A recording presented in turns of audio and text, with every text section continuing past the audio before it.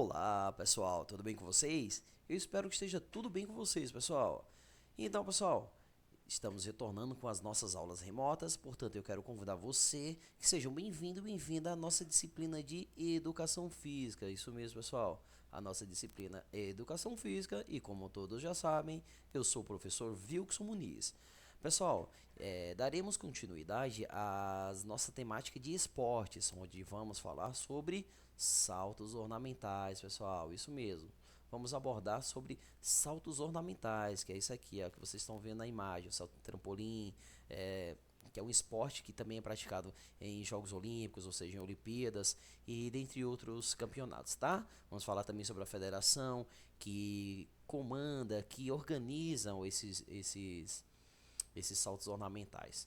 Então vamos lá, pessoal. Espero que todos tenham bons estudos, que escutem. Também irei disponibilizar para vocês o resumo e provavelmente uma atividade ao término da aula, tá? Portanto, prestem bem atenção e vamos lá, pessoal. Saltos ornamentais ou saltos para águas são os nomes dados ao conjunto de habilidades que envolve saltar de uma plataforma elevada ou trampolim em direção à água, executando movimentos estéticos durante a queda. É considerado um esporte de técnica plástica e flexível, oriundo de um movimento natural do ser humano. O ato de saltar. O esporte limita as possibilidades a uma plataforma de 10 metros de altura, tendo 6 quesitos avaliados, pessoal. É bom a gente priorizar isso aqui, ó. Seu principal aparelho é o trampolim. É um dos seus principais e o seu principal aparelho do salto ornamental, tá?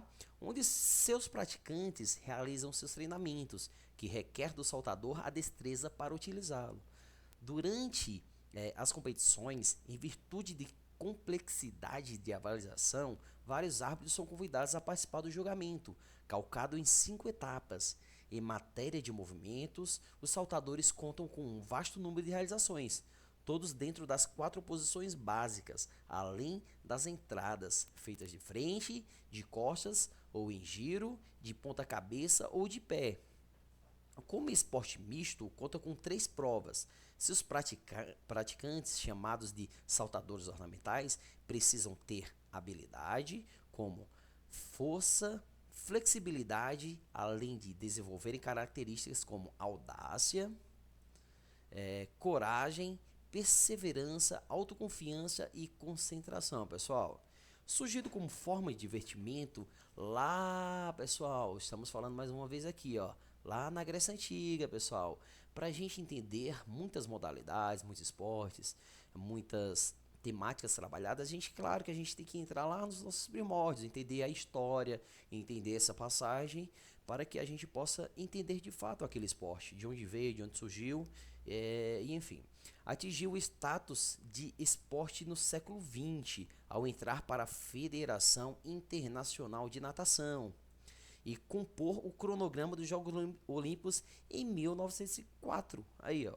Ele compôs o cronograma dos Jogos Olímpicos, ou seja, começou a participar das Olimpíadas em 1904. A Bahia começou a participar dos Jogos Olímpicos, tá? O salto ornamental.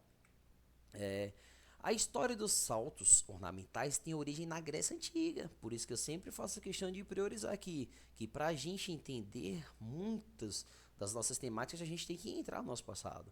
Lá na Grécia Antiga, praticada pelas comunidades litorâneas, cujos habitantes pulavam de rochedos, mergulhando para o fundo das águas. Naquela época, apenas entrar no mar para banhar-se não era mais divertimento. Era preciso emoção, barulho, mudança na forma calma de sempre. Ou seja, pessoal, o pessoal não queria mais apenas o fato de entrar na água, e procuraram um pouco mais de emoção, subir em árvores, em rochedos, pular na água, executar determinados movimentos, enfim.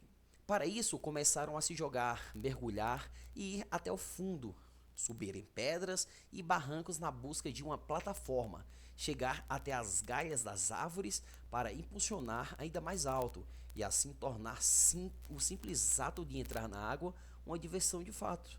Recreativa, supõe-se que, sob a luz dos indícios arqueológicos, esta brincadeira passou a ser preparatória quando migrou para o norte da Europa. No século XVII, os países no século XVII, aos países esse esporte era bastante popular, tanto como forma de expressão como preparação militar. Durante os verões europeus, a aparelhagem dos ginastas era transportada à praia e montada em altas plataformas ou piers, visando a realização de seus movimentos acima da água. Entre os aparelhos utilizados, o mais importante foi o trampolim, que impulsionou eh, os atletas ao salto, não somente à queda. Aos poucos, o que era apenas um exercício de ginástica começou a se tornar verdadeiramente um esporte, que teve em 1871 a primeira competição documentada, realizada um torneio no qual os atletas saltavam de uma ponte na cidade de Londres, Inglaterra. Foi lá que, no século XIX, o esporte ganhou o padrão moderno de disputas, tendo como percursoras das competições regulamentadas as provas em lagos turvos cheios de bandos de patos. Ou seja, o pessoal nadava lá com os patos, né, pessoal? Com consequências desse início despreparado, os saltadores que nem sempre conheciam a profundidade das águas por vezes traziam lixos depositados no fundo ou se machucavam gravemente.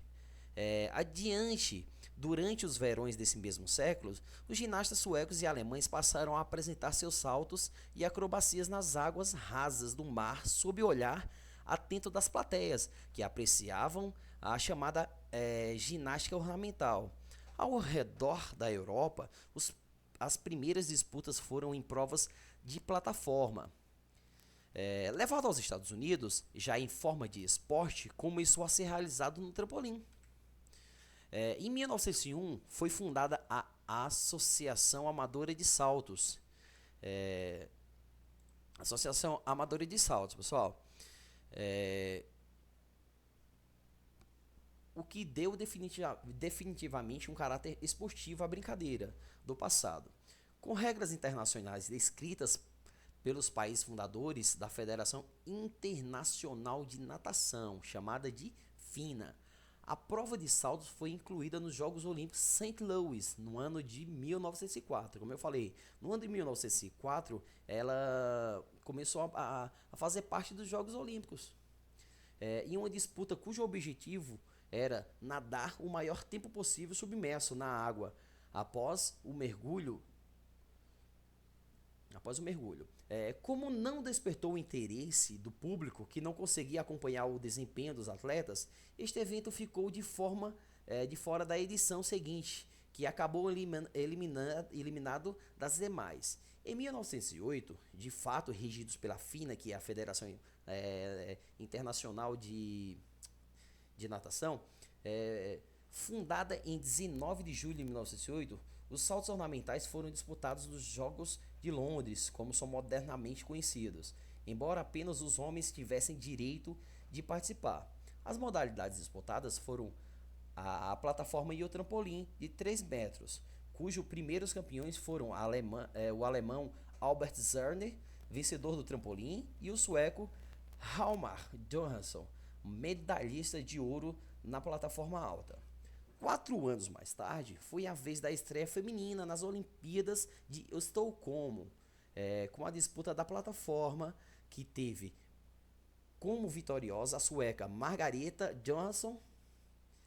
Em decorrência da realização da Primeira Guerra Mundial, as mulheres só estrearam no trampolim em 1920, na edição belga dos Jogos. Essa edição foi ainda marcada pela mudança das regras. Anteriormente, por ver-se a dificuldade das rotações devido à saída ereta, foi permitido aos atletas dobrarem os joelhos para se lançarem, como faziam os amadores na antiga Grécia. Devido a essa atitude, começaram então o surgimento de vários novos movimentos e saídas. Em 1973, ganharam o primeiro campeonato mundial dedicado ao esporte. Isso aí, mulherada, muito bem. Com o passar dos anos, o desporto foi se modernizando, conquistando adeptos, melhorando as técnicas de saltos e de segurança. E nos anos 2000 ganharam as provas olímpicas sincronizadas, tanto no trampolim quanto na plataforma. Em 2008, sua popularidade fez lotar os ginásios para as disputas do pré-olímpico de Pequim. Culturalmente, os saltos ornamentais estão presentes na vida das pessoas desde que tornou-se um meio de divertimento, fosse em um lago, fosse em um clube.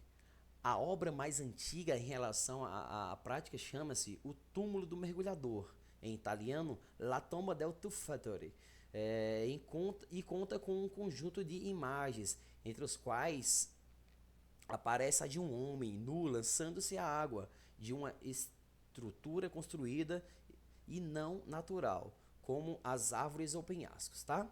Então, pessoal, nessa parte do resumo aqui, eu peço que vocês deem uma olhada, vai falar um pouco da cultura, sobre filmes também que contam a história desses saltos ornamentais e dentre outras, tá? Eu irei também disponibilizar para vocês o resumo dessa atividade, dessa temática, perdão, para que vocês possam também ler e absorver o máximo esse conteúdo. Vamos lá, pessoal. Generalidades, características e preparação. Considerada modalidade esportiva de precisão, bem como a ginástica e o nado sincronizado, por exemplo, os saltos ornamentais requerem como capacidades básicas a força, a flexibilidade, a coordenação neuromuscular, a consciência corporal e a orientação espacial. Além disso, requer do atleta o desenvolvimento de habilidades como audácia, coragem, perseverança, autoconfiança e concentração para a realização precisa dos movimentos, realizados em espaço limite de metros e em um tempo de poucos segundos. Fisicamente, as partes mais exigidas do saltador são os joelhos e o tendão de Aquiles. Por isso, aí pessoal, deve ser feito um trabalho especial para fortalecer essas partes e os quadris. Antes de iniciar os treinamentos, é preciso avaliar os pré-requisitos corporais do jovem, como o pescoço comprido e uma cabeça que possa ser coberta pelos braços. Isso são padrões que eles exigem para que os atletas sejam, digamos, propícios para aquele determinado esporte. Enfim, pessoal, aqui nessa parte do resumo aqui, eu quero que todos leiam, pois vai falar como são as preparações. Por exemplo, ó, o nome do saltador vem de fato do praticante se lançar de cima de uma plataforma ou pular de um trampolim para uma superfície, neste caso, uma inferior à água. Pessoal, infelizmente eu não posso prolongar muito o vídeo, porém, como eu falei, dá pra gente ter uma resumida básica. Também irei mandar o resumo em PDF, tanto em PDF quanto em Word, para que você possa ler e ter o conhecimento adequado sobre esse assunto, tá? Então vamos lá. Vamos falar agora de quem é a federação que cuida desses jogos, que é a Federação Internacional de Natação, ou seja, a FINA, que atende pela sigla FINA. Foi fundada por 8 nações europeias em 9 de julho de 1908. 4 anos após a estreia dos saltos ornamentais nos Jogos Olímpicos, e é a responsável por regrar os esportes aquáticos, natação, nado sincronizado, polo aquático e saltos ornamentais.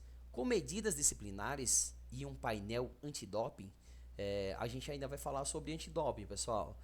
Vou fazer um resumo assim, básico aqui. Doping são substâncias que os atletas usam para ter disposição a mais que outro atleta, para ter mais força que outro atleta. São substâncias ilegais que acabam dando mais agilidade, mais força, mais vantagem ao atleta de que é o outro que não usa, que é um atleta natural. Tá, pessoal? Ela ainda quem define os padrões de segurança e conduta de atletas técnicos e envolvidos com o desporto. Também de sua responsabilidade a publicação de uma revista especializada e a realização do Campeonato Mundial de Esportes Aquáticos, que estrearam em 1973, e do Grand Prix de saltos ornamentais, além de outros campeonatos relacionados aos demais esportes que rege. A FINA está diretamente ligada ao Comitê Olímpico Internacional, possui membros associados nos 5 continentes, com 49 deles só na África, e possui uma estrutura interna com os comitês técnico e médico e com 3 comissões de treinadores, atleta e mídia, que facilitam a interação entre suas discussões, que visam sempre as melhorias para os esportes e sua divulgação, pessoal.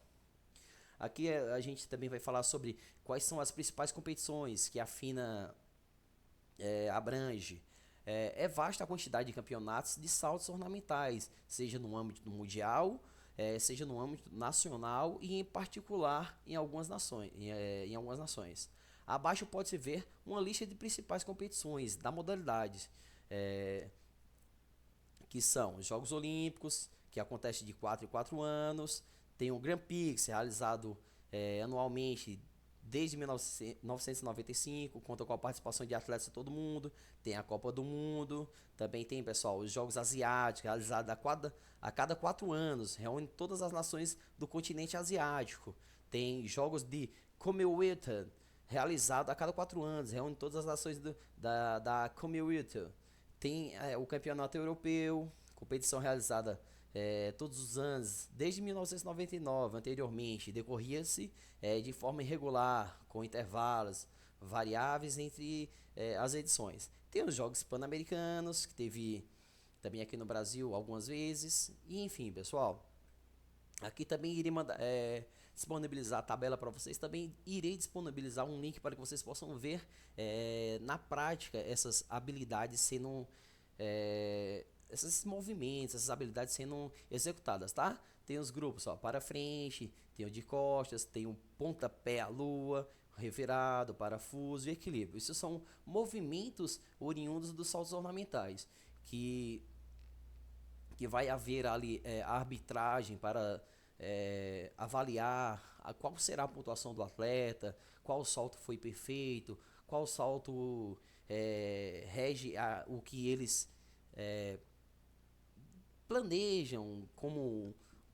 o que eles definem como salto perfeito e dentre outros, pessoal. Agora eu espero que todos possam não só ver tenham visto esse vídeo e que também possam ler o resumo, tá? Estou aqui à disposição de vocês, como eu já falei, sou o professor Wilson Muniz e qualquer dúvida vocês entrem em contato comigo, tá? Irei passar também uma atividade e desde já espero que todos tenham absorvido esse conhecimento. Desde já, tchau, tchau e grande abraço, pessoal.